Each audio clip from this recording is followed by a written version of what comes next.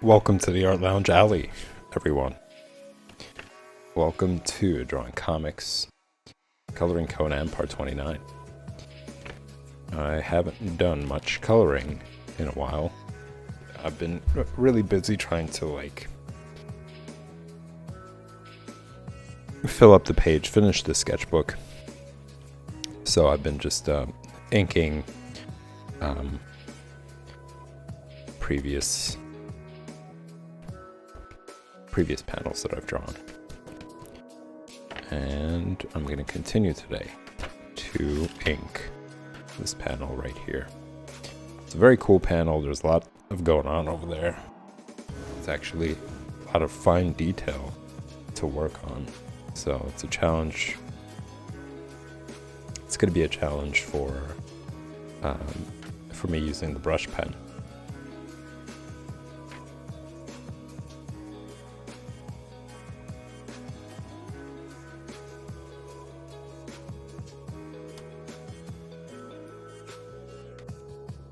And I look forward to that challenge. There's a lot to learn from it as well.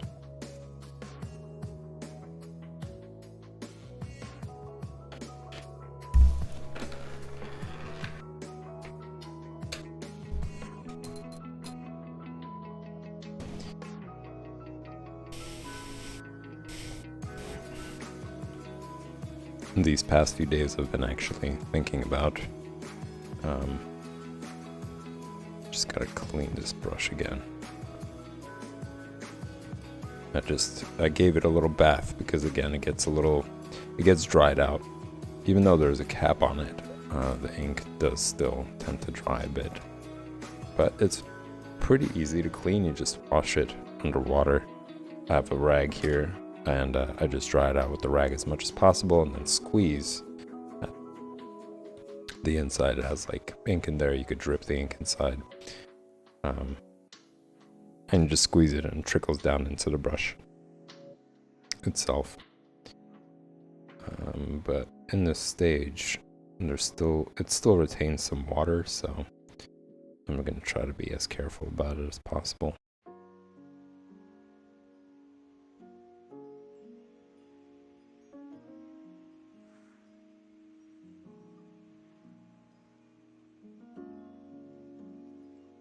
I'm actually excited for tomorrow because I should be getting my India inks.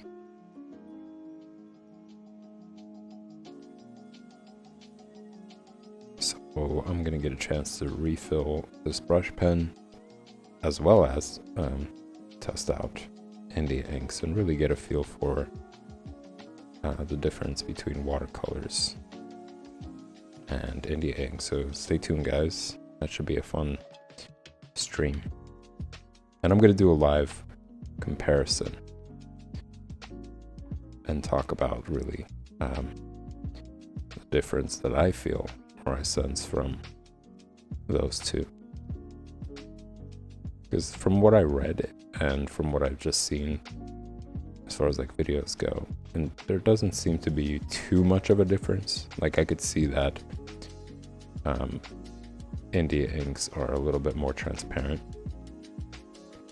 than watercolor, but they're also more vibrant, it seems.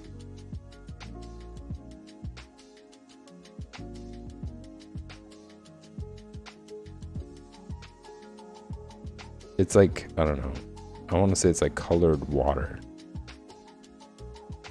that really binds to paper well, as opposed to watercolor, which is pigment. So you could see more of a pasty sort of effect that it has when you paint using watercolors. You could actually see the pigments, whereas with India inks, it just looks like really color saturated water. I don't know if that makes sense, but that's kind of the best way I could describe it at the moment until I actually get to try them out myself and give you guys a better idea.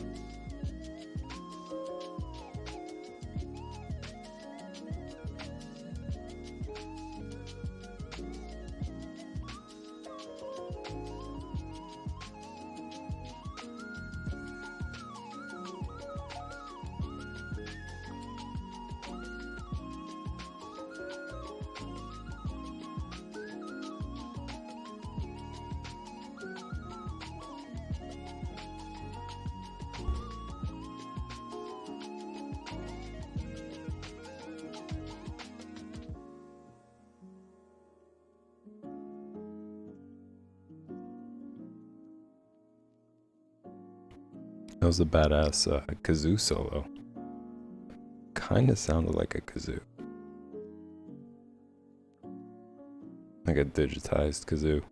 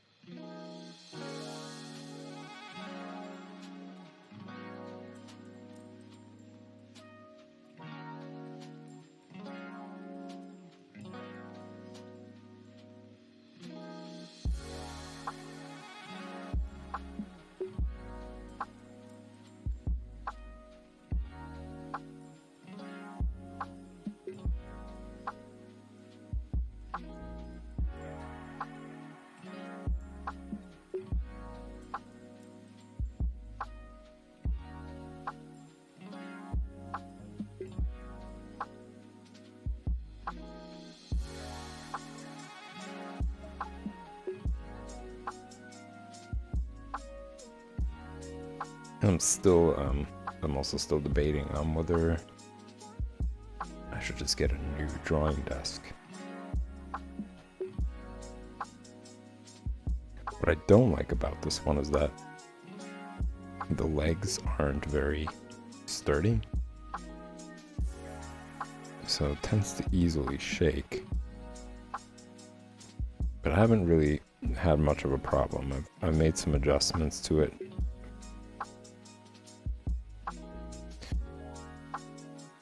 Did a little DIY fixing here and there, and it seems to be alright. So I'm still trying to figure out, like, should I actually do it or just really wait until I'm hating the experience of it, because I'm totally fine with it right now.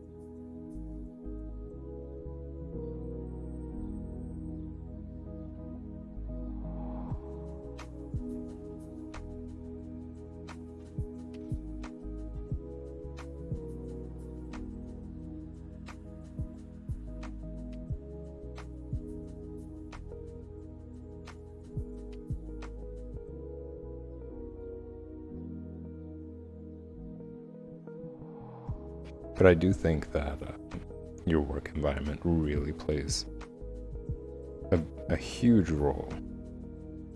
It's not just about drawing skills. I think your drawing environment plays a huge role in how much you enjoy the process, really. I would say the number one thing is going to be lighting. If you don't set up the lamp properly, you don't pay attention to how the angle it's set up in is creating a shadow of your hand. Like, let's say if it's this way, for example, right? You could kind of see that it's creating a shadow over this direction, and it's blocking light from the drawing itself. Whereas if you move it over the opposite direction so that the shadows cast this way, you get more viewing range of the drawing itself, and that's huge. And that's not really something that you have to worry about if you're doing digital work, right? Because that's the advantage of digital work, is that you're always going to have light distributed evenly all around the canvas. But traditionally, it's a different ballgame, and you really do have to think about those things and pay attention to those things to make the experience better. So I would say number one thing is your lighting. Number two, I'm going to say height adjustment. So like the height adjustment of your desk and chair should be in a way where it's not too high where it's going to cause stress on your arms. Like if your arms are all the way up, right, you're sitting really low and the desk is high and your arms are really high up, it's going to cause stress on your shoulders, and you're going to just like bring your shoulders further up, closer towards your ears almost. And that's an uncomfortable position. So really listen to your body, like when you are setting up your drawing environment and you're sitting there and you're drawing, just pay attention to where there's a lot of stress being created, a lot of tension being created, because it'll determine how long you want to sit and actually draw and practice. Sometimes you don't pay attention to it, but you start to feel anxious and you can't really pinpoint it to what. You could be pinpointing it towards your drawing. It could affect your drawing too. You could be drawing poorly because you're just uncomfortable. Your shoulders are all scrunched up.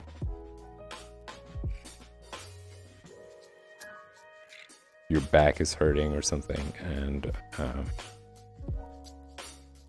you're attributing that to something else.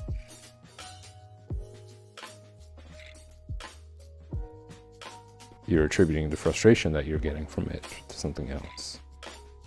Or your lines don't come out as good because of the position that your arms are in. So I'd say number two is height adjustment of your chair and desk. You want to make sure that it's in a comfortable position.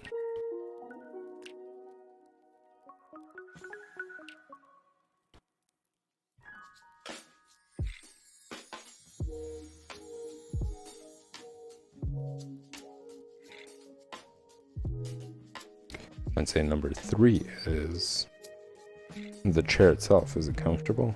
Like, can you sit for long periods of time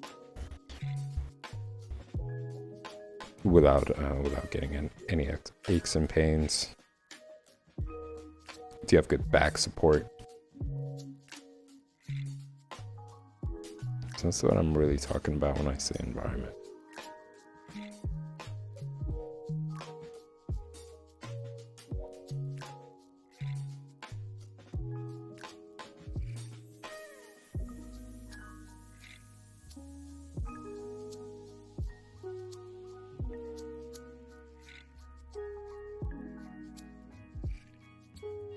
And the other part of the environment is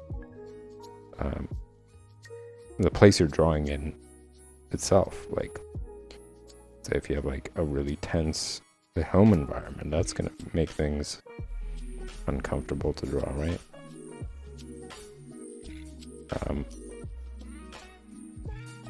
Is it noisy? Is it quiet? But those things I think are subjective. Like some people are really good when they're sitting in a quiet environment. Other people prefer more noise going on around them. So it's a personal preference, but really it's just like about paying attention to all those things while you're drawing. Like what's really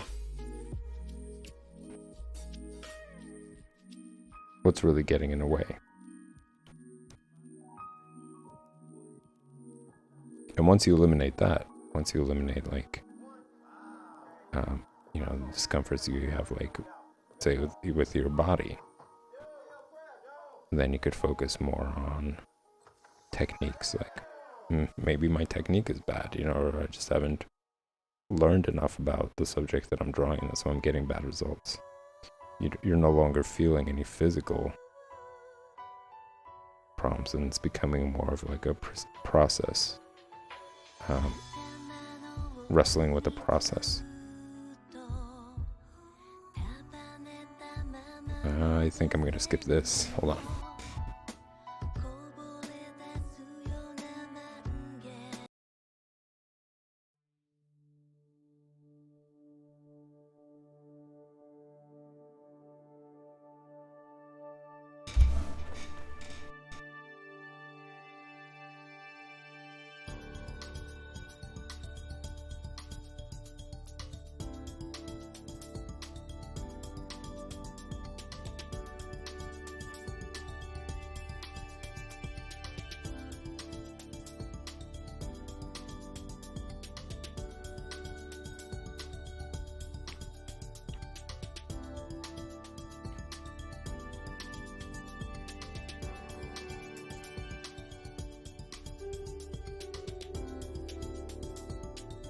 I might subscribe to Pretzel. So instead of like getting a new drawing desk or whatnot, I might just subscribe to a better membership in Pretzel to get better music options.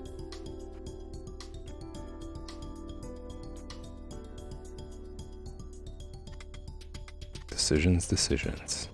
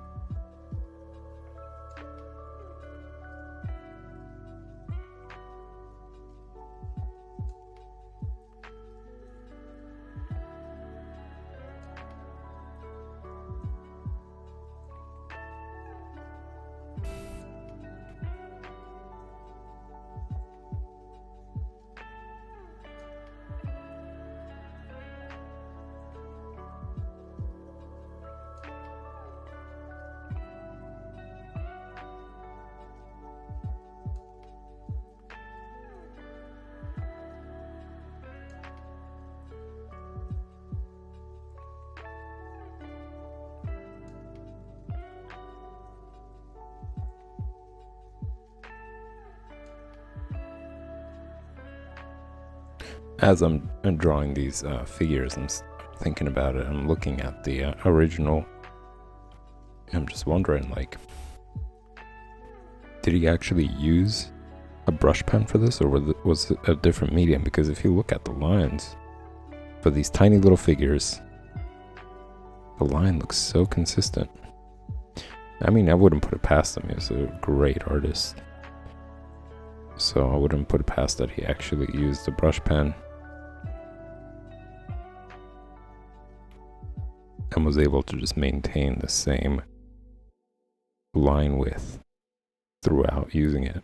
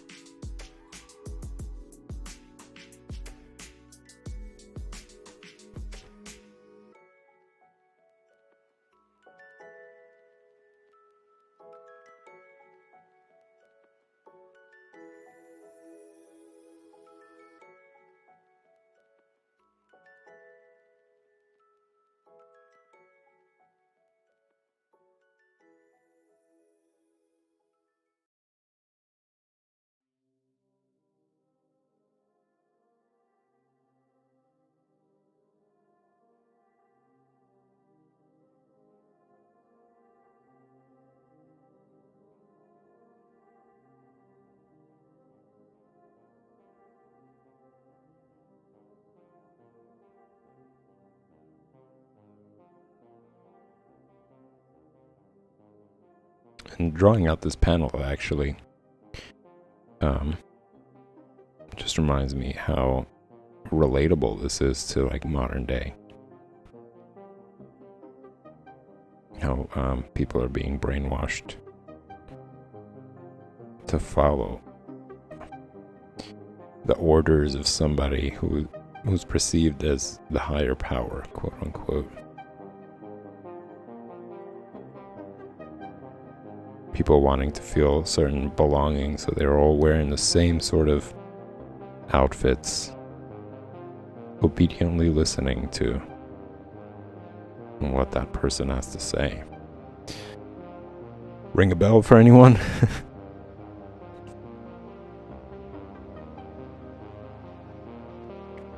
All of them wearing orange.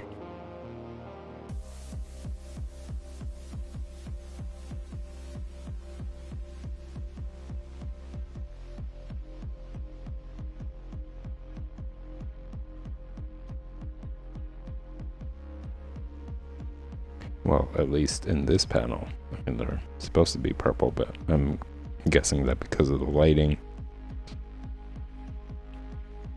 or just limits of coloring techniques at the time. Things just bled into each other and turned orange.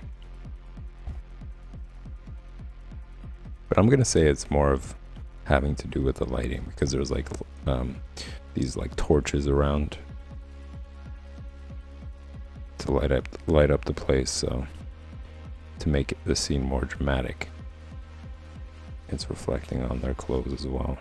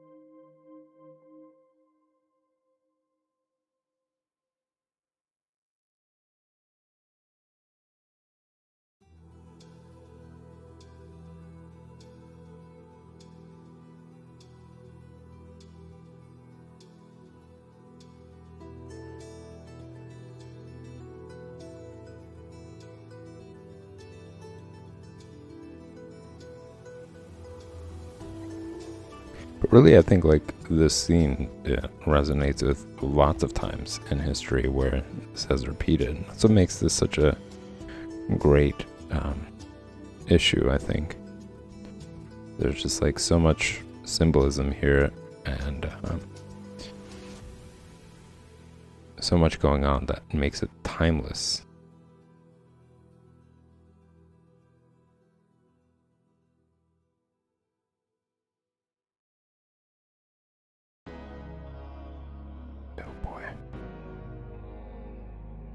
This is where I need white out.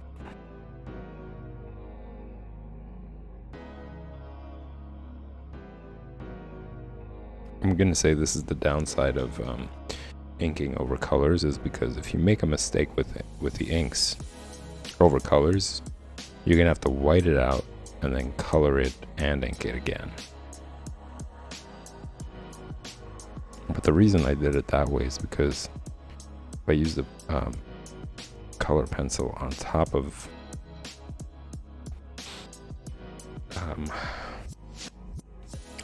the inks, it would like smudge the inks.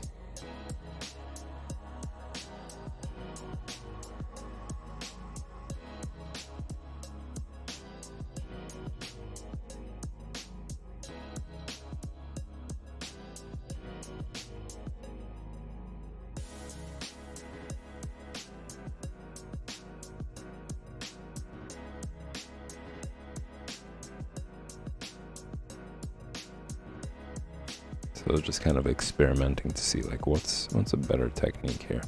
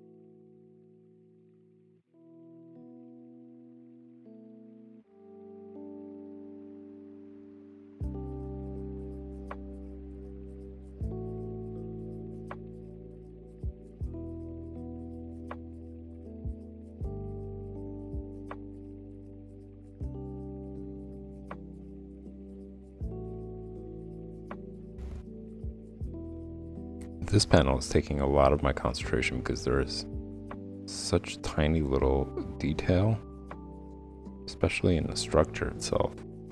Just having to make sure that I'm capturing the right lines.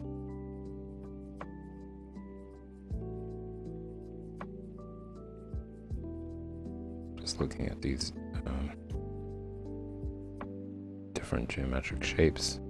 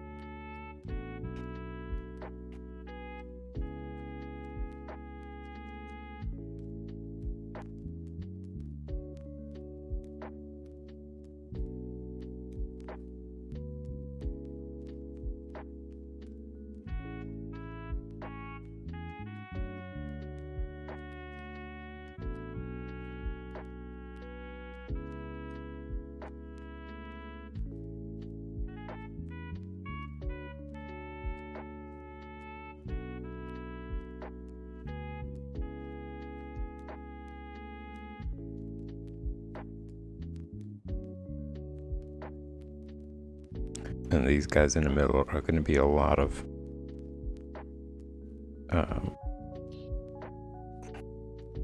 fine little detail.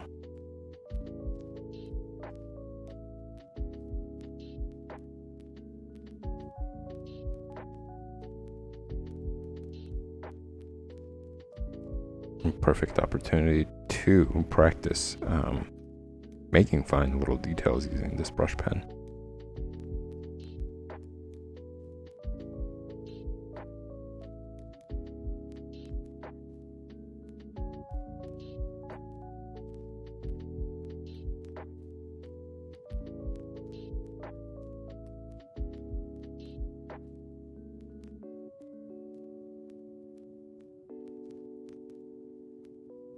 I think it's also kind of throwing me off because I'm noticing how certain things that I drew are shifted. So it makes it kind of harder to like compare it to the original and say, okay, this is where the shadow is, let's say.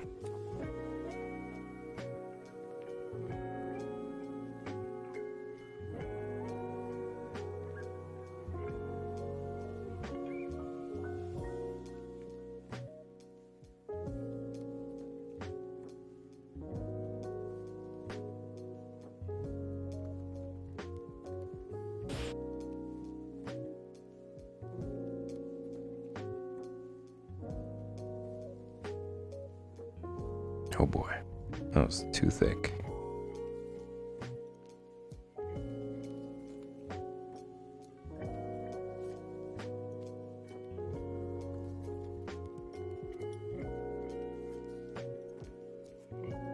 I think in this instance, I'm gonna resort to how I drew it rather than the reference, because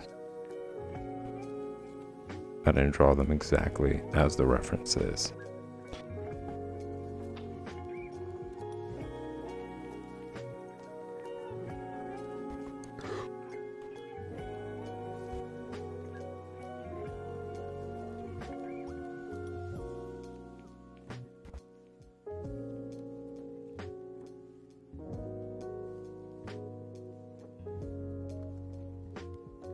Even though it's like such small detail, well, one, Jumbo 7 never misses an opportunity to actually get that right, as you guys saw from like the previous panels.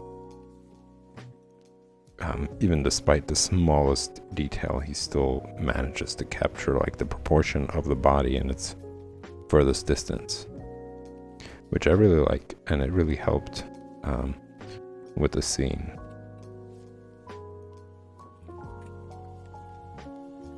And I think this is helpful for that reason, like just drawing these like tiny little bodies help with things like this, where you're trying to draw some background and environment.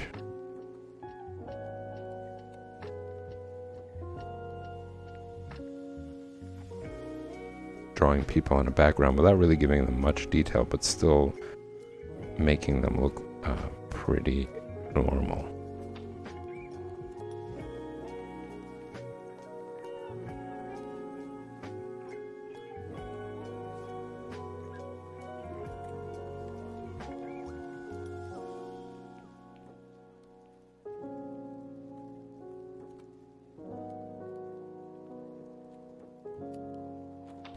And also the composition of where he drew the shadows really plays into the scene as well.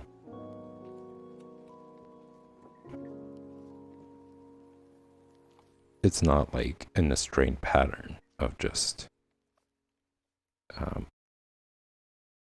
shadows in certain places. They're kind of placed all over this area to fill up the scene more, and not to make certain areas look really stark, which I also really like.